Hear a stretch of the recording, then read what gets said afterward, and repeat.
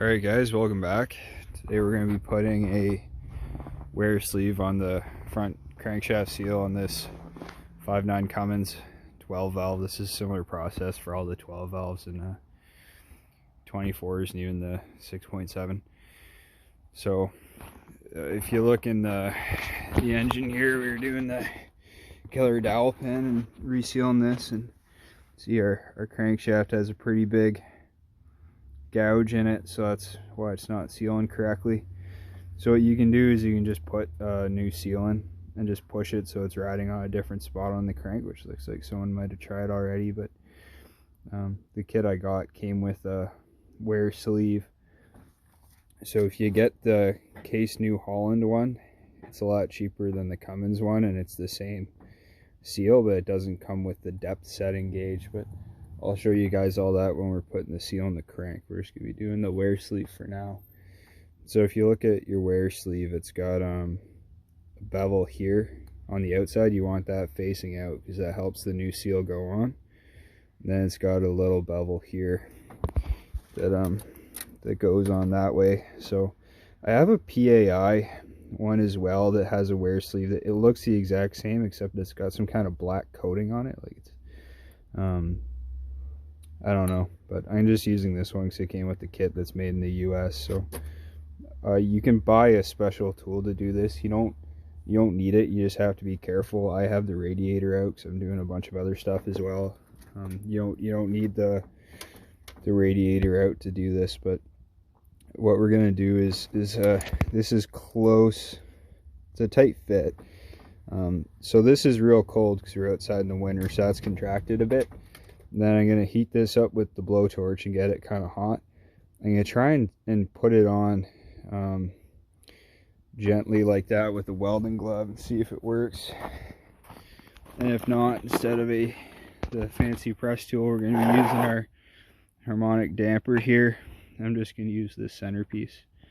And I'll tap it on a bit and then drive it on with this. And just alternate rotating the bolts and then trying to put it nice and square on there. So we'll see if that works. Alright, so here's how we're set up. I gave it a good look with the blowtorch. Got it pretty hot.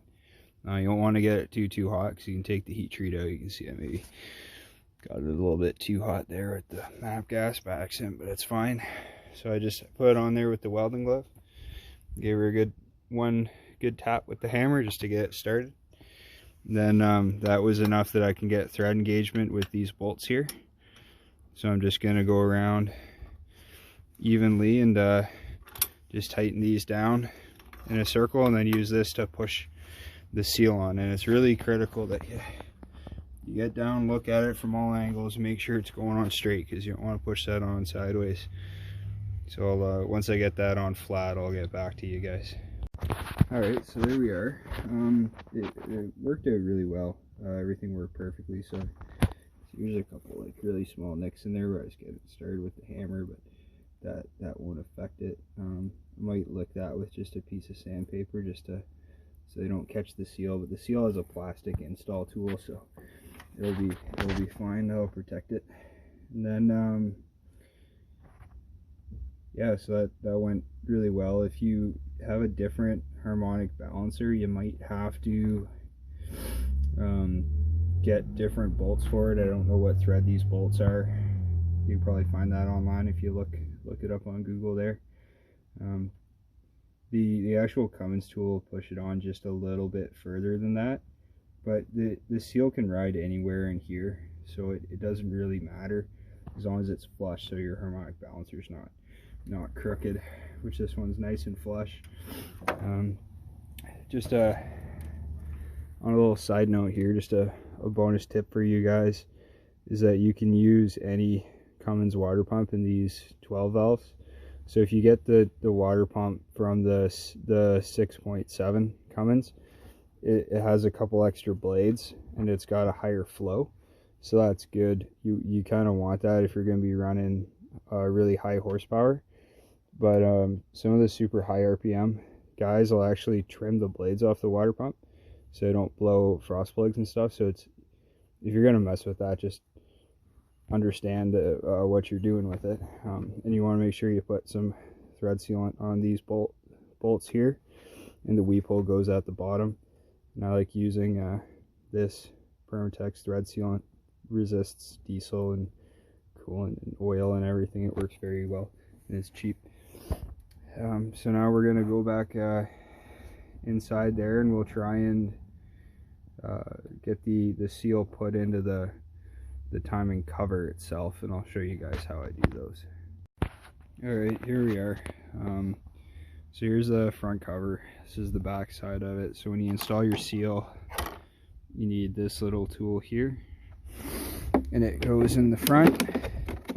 So all that tool is doing is setting the depth, so that your seal, when you put the seal in, you want to put it in from the back. You want it with this side here with the lettering, and that different colored seal that gets pushed in. So you push that in until it hits that stop. Now normally you want to keep the plastic sleeve in it. This plastic sleeve is for when you're installing it. It goes in this way, so this slips over the crank, and then when you push the case on, it compresses and it slips over that, drops the seal, so you don't rip the lip of the seal installing it. Just because of how I'm installing this, I took it out. You can take it out and put it back in. You just have to be really careful, and definitely use it when you're installing it. So I've got one of these little wheel bearing press kits. Instead of buying the fancy Cummins tool to press that in, just buy one of these press kits and do this. Then you have the press kit, and you can use it on more than just a single seal. And so that's what I'd recommend. These are good to have anyway. Like, you are going to need some things to do this job, and this is a tool that's good to invest in anyway. So alternatively, you can put this down on a good surface and drive it with a punch. If you drive it with a punch, just be really careful that you don't mess it up. Now again, that little tool that we have sitting in there that's setting the depth, all that's doing is making sure it's riding on one spot. Now the crank, you can ride anywhere on there, anywhere on that sleeve that we put in it. It doesn't matter. What matters is that it's square, because if it's canted off to a side, it's going to be putting like weird load on the seal, and it's going to make the seal fail. It's going to make the sleeve get grooved. So you don't even really need this. All you need is to make sure that it's good and square. And some guys will actually put 2 seals in, because you can fit 2 seals in here. Or if your crank's grooved and you're not sleeving it, you can just push the seal a bit further or more shallow, and then you'll be riding on a fresh spot on the crank. So I'm gonna set this up, and then I'll get back to you guys. Oh, and also you're gonna want to make sure that you put just a little bit of red Loctite around the edge of the seal when you put it in. Okay. All right. So here we are. Just got the front cover back on. So what you want to do is I get it kind of lined up. I put one of these bolts in, just a couple threads, and then I push this on by the plastic thing, and then that keeps the lips of the seal good and just slips them over the crank, and then this slides out like that, and then you can see there's our wear sleeve, and our seal's riding on the wear sleeve beautifully, and none of the lips are rolled or anything. So the gasket that I got for this, it's my tendency to use like an aviation gasket maker, and yeah, the gasket, but the gasket was the wrong shape, didn't fit, so I got all gunked up full of aviation gasket maker already, and it's like, well, I guess I may as well just use that, glue it together with that, no gasket. So that's what I did. If I knew it wasn't going to fit, I probably would have used some RTV instead of the aviation stuff, just because it's a bit thicker, but that'll seal up just fine.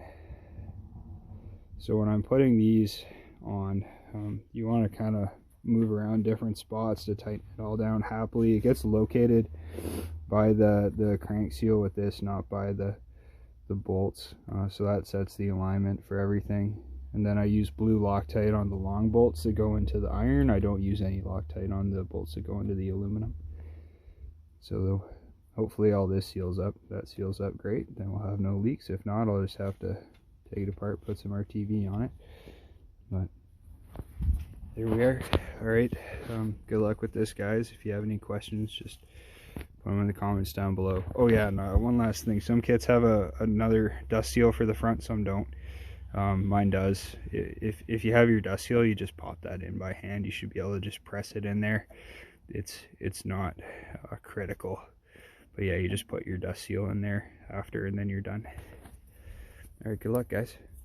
And save these and save your little alignment doohickey. I say as I lost mine. Oh, there it is. Yeah, make sure you save these, because then if you get one without it, you have one. This again is just an Astro pneumatic wheel bearing press kit, so you can get them online. They're not too expensive. Besides that, you shouldn't really need any fancy tools. Like, you don't have to go buying the special hundreds of dollars of special fancy Cummins specific tools to do this. You can get away with just this and turn out just fine, as long as you're careful and you don't rush it and you just take your time. All right, good luck, guys.